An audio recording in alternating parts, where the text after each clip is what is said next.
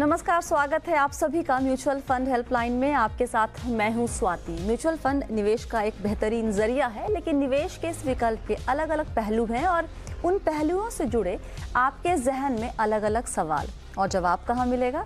जवाब मिलेगा यहाँ, यानी म्यूचुअल फंड हेल्पलाइन शो में, और वो भी एकदम सरल और सहज भाषा में, ताकि आपको अपने म्यूचुअल फंड इन्वेस्टमेंट पर क्लैरिटी मिल जाए।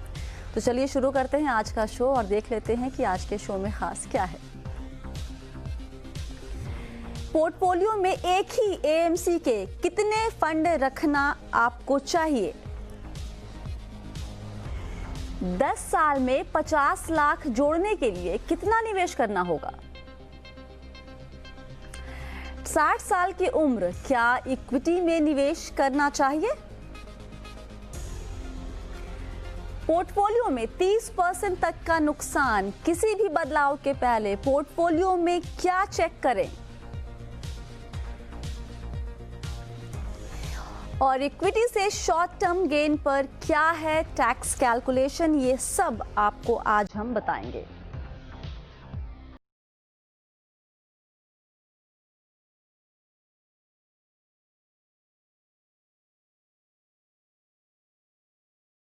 सवालों के जवाब देने के लिए हमारे साथ हैं certified financial planner Poonam Rungta. Poonam, बहुत बहुत स्वागत है आपका जी बिजनेस पर। कैसी हैं आप? Thank you Swati, I am very good, how are you?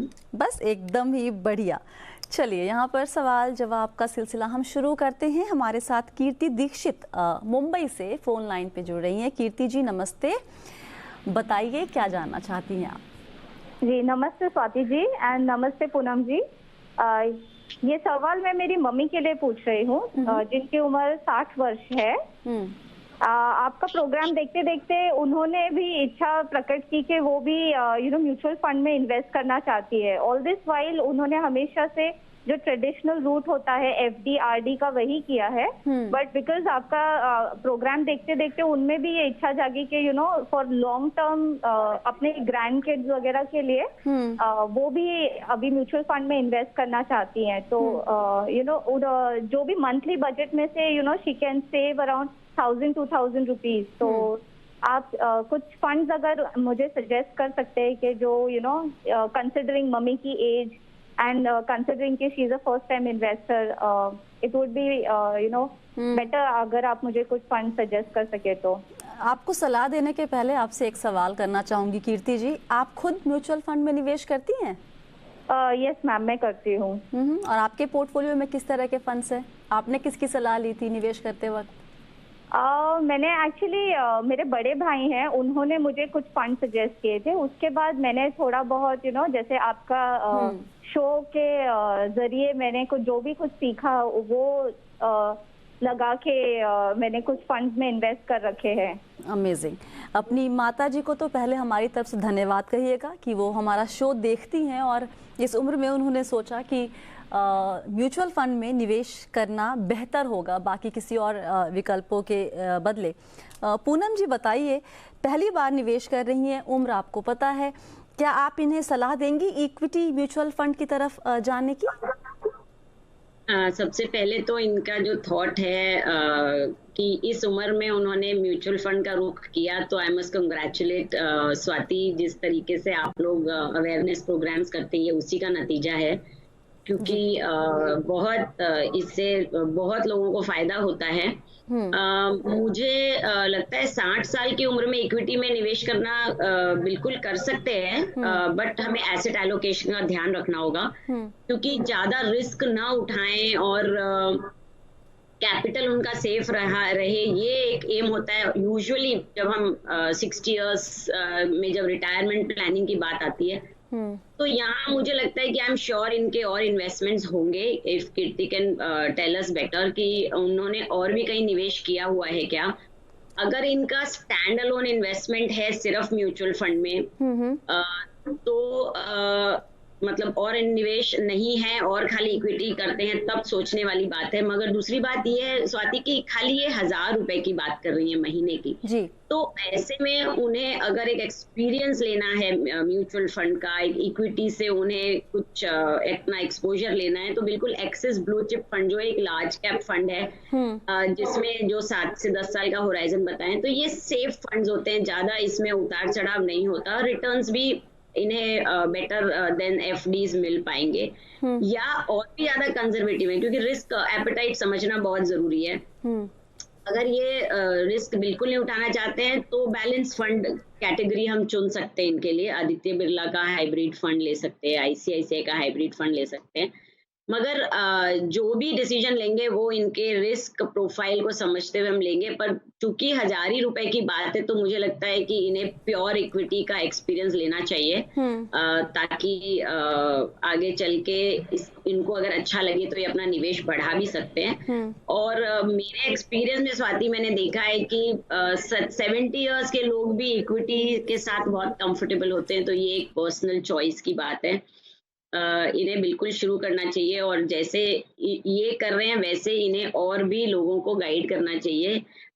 आगे चल के जिस तरीके से एफडी के रिटर्न्स आ रहे हैं उनमें तो कुछ बन ही नहीं पाता है, तो उसके सामने बिल्कुल इक्विटी का रुख लेना चाहिए क्योंकि इन्फ्लेशन को बीट करने के लिए आपको इक्विटी से बेटर कोई भी रास्ता नहीं है जी। क्योंकि इन्फ्लेशन और रिटर्न्स जो एफडी के रिटर्न्स है उसमें बहुत बड़ा गैप है। तो ये हर एक रिटायर्ड टूवर्ड्स रिटायरमेंट पर्सन को समझना चाहिए कि इन्फ्लेशन को बीट करता हुआ एक तो ऐसा इन्वेस्टमेंट उनके पास होना चाहिए जो आगे चल के उन्हें कैपिटल अप्रिशिएट करे जी। तो कीर्ति जी। जी मैम।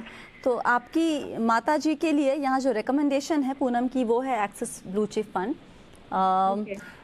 ये अज्यूम करके ये रिकमेंडेशन दी गई है कि उनका और भी बाकी इन्वेस्टमेंट होगा कुछ फिक्स्ड डिपॉजिट या फिर फिक्स्ड इनकम इंस्ट्रूमेंट्स में, राइट? Yes yes. ठीक है, तो आप इसमें उनका निवेश शुरू करवा सकती हैं। Sure sure, thank you so much. You are welcome Swati ji and Poonam ji, thank you so much. और बेसिकली जो लोग भी इक्विटी में निवेश कर रहे हैं आजकल वो डिसअपॉइंटेड भी है अपने रिटर्न को देखकर। तो बस उदाहरण के लिए आपको एक एग्जांपल के जरिए जरा समझा दूं कि देखिए एक्सिस ब्लू चिप एक फंड है जो 2010 में लॉन्च हुआ था। अगर 2010 से इसमें आपने एसआईपी की होती तो जो रिटर्न है, हालांकि पिछले 1 साल या अभी पिछले 3 महीने में ही बाजार इतना गिरा हुआ है तो लेकिन 10 साल की एसआईपी का जो रिटर्न है वो 11.37% के आसपास दिखाता है CAGR। तो जो हम कहते हैं कि जो इन्फ्लेशन को बीट करने का जो पूनम कह रही थी वो अगर कोई दे सकता है वैसा रिटर्न तो वो आपको इक्विटी है, लेकिन लंबे वक्त के लिए निवेश करना ज़रूरी है। मिथुन दास का सवाल लेते हैं। अगला सवाल ईमेल के जरिए ये सवाल हमारे पास आया है। इनके पास पूनम SBI के ही फंड हाउस में 1 2 3 4 निवेश है, 4 एक small cap, mid cap, blue chip और हाइब्रिड फंड में, और मल्टी कैप 5 हो गए। 9000 रुपए का निवेश चल रहा है इसमें। जानना ये चाहते हैं कि 10 साल में क्या इन्हें 50 लाख रुपए ये जोड़ पाएंगे इस निवेश से? 2 सवाल बन रहे हैं आप इस क्वेश्चन में। एक तो 10 साल में अगर हमें कोई भी निवेश से 50 लाख चाहिए तो कम से कम आपको 20 से 22 हजार का हर मंथ निवेश करना होगा। ये मैं जब बोल रही हूँ जब एक बहुत कंजर्वेटिव 11 से 12% का हम मार्केट का रिटर्न पकड़ के चलें तो अगर मार्केट ज्यादा रिटर्न देते हैं तो ऑब्वियसली जब हम रिव्यू करेंगे तब हमें समझ आ जाएगा कि किस तरीके से उसमें चेंज करना है। और अगर आप नहीं अपना पर मंथ SIP बढ़ा सकते तो आपको अपना टाइम होराइजन बढ़ाना पड़ेगा। दोनों में से एक चीज से आपको कॉम्प्रोमाइज करना होगा। अगर आप 15 साल देते हैं सेम अमाउंट के साथ SIP कंटिन्यू करने की तो आप 50 लाख बना सकते हैं बहुत आराम से with the same kind of return. हालांकि जैसे टाइम बढ़ता है वैसे हम रिटर्न्स भी थोड़े बढ़ जाते हैं ज्यादा। और यहाँ आप देखेंगे तो जितना लॉन्गर टर्म होता है उतनी एवरेजिंग और कंपाउंडिंग का बेनिफिट मिलता है। तो ये तो क्या इनका जो 50 लाख का इनका गोल है उसके बारे में राय। दूसरा जो पोर्टफोलियो है पोर्टफोलियो उन्होंने बहुत अच्छे से डाइवर्सिफाई किया है स्वाति। इनके पास mid cap, small cap, multi cap, hybrid, चारों पांचों तरह के फंड्स हैं। बहुत अच्छा डाइवर्सिफिकेशन है। But in terms of asset management companies यानी एएमसी में डाइवर्सिफिकेशन नहीं है। सभी फंड इन्होंने एक ही कंपनी के ले लिए हैं, जो मुझे ठीक नहीं लगता। आपको और भी ऑप्शंस एक्सप्लोर करने चाहिए, दूसरी एएमसीज देखनी चाहिए। आप कैटेगरीज चाहे सेम रखें, मगर उनको थोड़ा सा कंपनीज की तरफ से भी डाइवर्सिफाई करें। उससे लॉन्ग टर्म में फायदा भी होता है और नुकसान होने के कारण कम हो जाते हैं। तो यहाँ जो रेकमेंडेड मैं बताऊंगी कि सेम कैटेगरीज आप सेम रखिए जिसमें आप निवेश करते थे, बस फंड हाउसेस बदल लें तो बेहतर होगा। जैसे एसबीआई का मल्टी कैप आप कंटिन्यू कर सकते हैं, जिसने पिछले 10 साल में अच्छे रिटर्न दिए हैं। आप एक्सिस ब्लू चिप ले लें, जिसकी हमने अभी बात करी ऑलरेडी। काफी बैलेंस, मतलब ज्यादा वोलेटिलिटी नहीं है लॉन्ग टर्म में इसमें। मेरा एसेट इमर्जिंग ब्लू चिप जो mid cap and small cap का कॉम्बिनेशन है, ये फंड ले लें, काफी प्रॉमिसिंग फंड है। और जो डेट कैटेगरी का इनका फंड है वो रिप्लेस करके DSB equity and bond fund में निवेश करें। इस तरीके से आपका कंपनीज का और कैटेगरीज का दोनों का बहुत अच्छा डाइवर्सिफिकेशन होगा। जहां तक स्मॉल कैप की हम बात करें स्वाति, मैं क्यों इंक्लूड नहीं कर रही इस पोर्टफोलियो में, स्मॉल कैप ने पिछले 10 साल में बहुत अच्छे रिटर्न्स दिए हैं।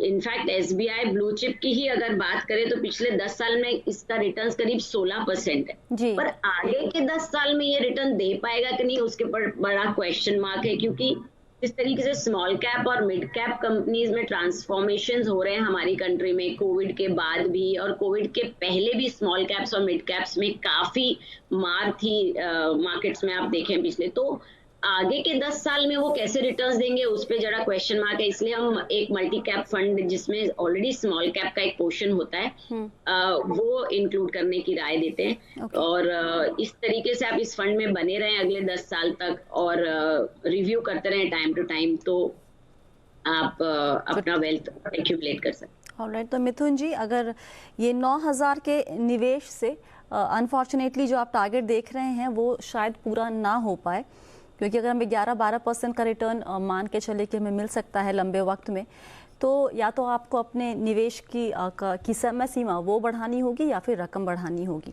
तो आप ज़रा इस चीज़ को ध्यान में रखेंगे। वक्त है एक छोटे से ब्रेक का। ब्रेक के बाद हम कुछ और सवाल लेंगे और जवाब देने की कोशिश हम पूरी करेंगे। आप बने रहिए जी बिजनेस के साथ।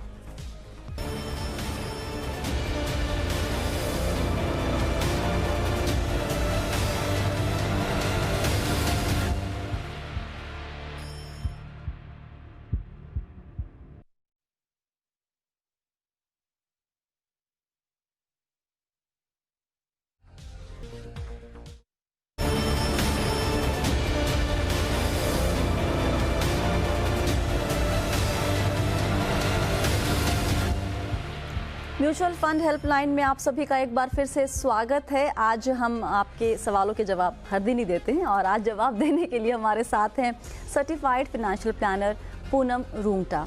अगला सवाल लेते हैं। राकेश जी हमारे साथ फोन लाइन पे जुड़ रहे हैं। राकेश जी नमस्ते, कहाँ से बात कर रहे हैं आप? जी मैम, मैं शिमला से बात कर रहा हूँ। जी बताएं, अपना सवाल पूछें। मैम एक्चुअली मैंने 2 फंड्स में इन्वेस्ट कर रखा था। एक कोटक स्टैंडर्ड मल्टी कैप और निपॉन लाइफ। तो उसमें एक्चुअली रिटर्न नेगेटिव आ रहे हैं। अच्छा, निपॉन का कौन सा फंड बोला आपने? Small cap. Small cap, okay. हाँ जी, हाँ जी। और दूसरी चीज ये थी कि मैं खुद भी इन्वेस्ट कर रहा था, मीन ट्रेडिंग कर रहा था, शॉर्ट टर्म ट्रेडिंग। तो उससे मैंने मतलब 1 लाख में अभी 4 महीनों में 24,000 के आसपास कमाए हैं जी। तो मैं ये जानना चाहता था कि बेटर क्या है, क्योंकि उसमें तो म्यूचुअल फंड में तो रिटर्न आ नहीं रहे। तो बेटर है कि मैं एसआईपी बंद करके खुद ट्रेड करूं तो या फिर वो चलने दो। आप ये निवेश करते किस क्या लक्ष्य को दिमाग में रख के निवेश करते हैं राकेश जी? एक्चुअली मैम ये तो मैंने वैसे ही लॉन्ग टर्म के लिए किया था, 20-25 साल के लिए। और कितने साल हुए निवेश के फिर? अभी तो 1 साल हुआ है। अब ये तो फिर अनफेयर है ना कि 1 साल में रिटर्न चेक कर रहे हैं और बोलते हैं कि इसको कंपेयर कर रहे हैं इक्विटी से और कह रहे हैं वैसा रिटर्न नहीं मिल रहा। नहीं, एक्चुअली मैं कंपैरिजन के लिए मतलब खुद जो ट्रेडिंग कर रहा हूँ उसमें और म्यूचुअल फंड में कंपेयर कर रहा था। हाँ तो वही तो एनीवे चलिए। अच्छा, आपने एक सवाल हमें जो लिखा था तो ईमेल भी किया था, ईमेल भी लिखा था कि कुछ टैक्स को लेके, टैक्स इम्प्लीकेशंस को लेके भी आपका सवाल था। जी। तो शुरुआत वहां से करें जरा। जी पूछिए, वो सवाल क्या था? सवाल मैम ये था एक्चुअली कि उसमें जैसे मैं जो भी शॉर्ट टर्म में गेन होता है, मान लो पर्सन की कोई अदर इनकम बिल्कुल नहीं है, only short term capital gain है, तो उस पे क्या टैक्स लायबिलिटी है? मतलब कब वो उसको टैक्स भरना पड़ेगा? क्या उनको वो short term capital gains tax भरना पड़ेगा या नहीं, ये आप बोल रहे हैं? जी। ऑलराइट, बताएं पूनम कि अगर 2.5 लाख की इनकम नहीं हो रही है सालाना, ट्रेड कर रहे हैं उससे, तो क्या इनको short term capital gains tax देना होगा? देखिए स्वाति, जो कैपिटल गेन का कैटेगरी है while you are calculating the income tax, तो उसमें कैपिटल गेन्स अलग से कैलकुलेट होता है। आपकी टोटल इनकम में से आप टैक्सेबल इनकम निकालते हैं, उसके बाद जो कैपिटल गेन है वो एक अलग कैटेगरी में कैलकुलेट होता है। उसमें बिल्कुल कैलकुलेशन होगा कि आपकी कितनी आपने गेन करी है, क्या लॉसेस करे हैं, वो सेट ऑफ होते हैं वगैरह करके बाद में आपको गेन होगी तो बिल्कुल भरना पड़ेगा आपको। उसका आपकी टोटल इनकम से कोई लेन देन नहीं है कि अपन 2.5 लाख से नीचे हैं या 5 लाख से नीचे हैं, क्योंकि वो आपकी टोटल इनकम में, टैक्सेबल इनकम में ऐड नहीं होता, उसका कैलकुलेशन अलग होता है। तो इनका जो प्रोफाइल है, यानी ये जो म्यूचुअल फंड और डायरेक्ट इक्विटी के through short term capital gain की बात कर रहे हैं, तो उसमें एक सिक्योरिटी ट्रांजैक्शन टैक्स हम ऑलरेडी भरते हैं। जब भी हम म्यूचुअल फंड की स्कीम्स बेचते हैं, लेते टाइम नहीं लगता, बेचते टाइम दोनों लगते हैं। और जहां डायरेक्ट इक्विटी की बात करते हैं, वहां स्टॉक्स जब ये लेते हैं तब बेचते और खरीदते दोनों टाइम इनको एसटीटी लागू होती है। उस वजह से जो कैपिटल गेन के कैलकुलेशन में शॉर्ट टर्म में इन्हें 15% टैक्स भरना होगा इन शॉर्ट टर्म। और वहीं ये लॉन्ग टर्म यानी 1 साल के ऊपर अगर होल्डिंग हो जाती है किसी भी इक्विटी इंस्ट्रूमेंट की, तो उसमें लॉन्ग टर्म कैपिटल गेन लागू होता है। पहले तो लॉन्ग टर्म कैपिटल गेन 0 हुआ करता था, बट पिछले 1 साल से नए टैक्स रेजिम के अंदर जब ये नए टैक्स लॉज आए, उसमें 1 लाख रुपए तक के गेन पे लॉन्ग टर्म पे तो कोई टैक्स नहीं भरना होगा, मगर अगर 1 लाख के ऊपर अगर आपका गेन हो जाता है किसी फाइनेंशियल ईयर में, तो आपको 10% लॉन्ग टर्म कैपिटल गेन भरना होगा। तो जो कैपिटल गेन का कैलकुलेशन अलग चलता है और आपकी टोटल इनकम अलग चलती है। वहीं जहां एसटीटी नहीं लागू होता, जो दूसरे इंस्ट्रूमेंट्स है इक्विटी के जिसमें एसटीटी नहीं लागू होता है, या जैसे कि आपने कोई घर या जमीन खरीदी है जिसमें लॉन्ग टर्म कैपिटल गेन और शॉर्ट टर्म कैपिटल गेन ही लागू होता है, तो उसमें एसटीटी नहीं लगती, तो उसमें कैलकुलेशन ऑफ टैक्स अलग होता है। उसमें लॉन्ग टर्म कैपिटल गेन 20% लगता है और शॉर्ट टर्म कैपिटल गेन आप इनकम में ऐड होता है। तो इक्विटी के जो शॉर्ट टर्म है कैलकुलेशन टैक्स के, वो अलग हैं और नॉन इक्विटी के अलग हैं, और वैसे ही डेट इन्वेस्टमेंट के भी अलग हैं। तो काफी ये कॉम्प्लिकेटेड सा होता है टैक्स कैलकुलेशन, बट टैक्स तो आपको शॉर्ट टर्म में भरना पड़ेगा अगर आप इक्विटी में ट्रेड कर रहे हैं। ओके।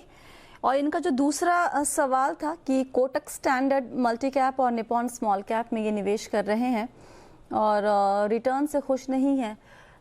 इनका ये मानना है कि मैं फिर म्यूचुअल फंड छोड़ के पूरा इक्विटी में ही करूं। मुझे लगता नहीं है कि ये स्ट्रैटेजी, मुझे ऐसा लगता है कि इनके गोल्स क्लियर नहीं है ये निवेश। राकेश जी। स्वाति, हर इन्वेस्टर का ये सवाल है अभी कि जिस हिसाब से रिटर्न्स दिख रहे हैं वो नेगेटिव हैं। तो पहली बात, ये हर इन्वेस्टर इक्विटी इन्वेस्टमेंट वाला समझ ले कि आपके पास 5 से 7, अभी मैं 7 साल कहती हूँ, पहले 5 साल था, 7 साल से कम का समय है निवेश में बने रहने का, तो आप इक्विटी का रुख मत करिए। क्योंकि जिस हिसाब से वोलेटिलिटी है और आप जिस एवरेजिंग से पैसे बनाना चाहते हैं उसमें कम से कम 7 साल देंगे तो ही आप इक्विटी में घुसे रहें। क्योंकि अगर आप 1 साल 2 साल का टाइम होराइजन अगर लेके चल रहे हैं तो उसमें आपका कैपिटल इरोड भी हो सकता है, और जो अभी लोगों को दिख रहा है, बट डू नॉट पैनिक।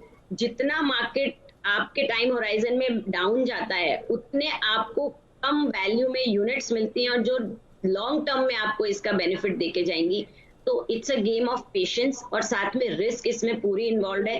जो डायरेक्ट इक्विटी कर रहे हैं, जहां आज इन्हें लग रहा है 34,000 रुपए मैंने कमा लिए ट्रेडिंग करके, ये 34 का डबल नुकसान होते हुए भी सेकेंड्स ही लगते हैं, बिकॉज जितना रिस्क उतना रिवॉर्ड। तो आप ज्यादा रिस्क उठा रहे हैं, इसलिए आपको अभी ज्यादा इनकम मिल रही है, मगर उसी में आप ज्यादा लॉस भी कर सकते हैं। और जहां एसआईपी का सवाल है, मुझे लगता है हर एक को अगर हो सके तो बने रहना चाहिए, ना अपनी एसआईपी स्टॉप करें, ना रुकें, बिकॉज ये गोल्डन पीरियड है फॉर एन एसआईपी इन्वेस्ट। ठीक है, चलिए अगला सवाल लेते हैं। यहाँ पर अरुमोय दास जी ने हमें सवाल भेजा है, ऑलमोस्ट सिमिलर लाइन पे ये क्वेश्चन है। पूनम, कुछ फंड्स में निवेश कर रहे हैं, Aditya Birla Sun Life pure value fund, Aditya Birla Sun Life bank and financial services fund, HSBC small cap equity fund, और करीब जो प्रिंसिपल अमाउंट है उसमें 30% तक की गिरावट अब इनको देखने को मिल रही है। तो क्या करना चाहिए? क्या स्विच करें, फंड्स अच्छे नहीं हैं, या फिर जैसा आपने कहा कि अच्छा वक्त है, ये बहुत अच्छा टाइम अच्छा है, SIP जारी रखनी चाहिए?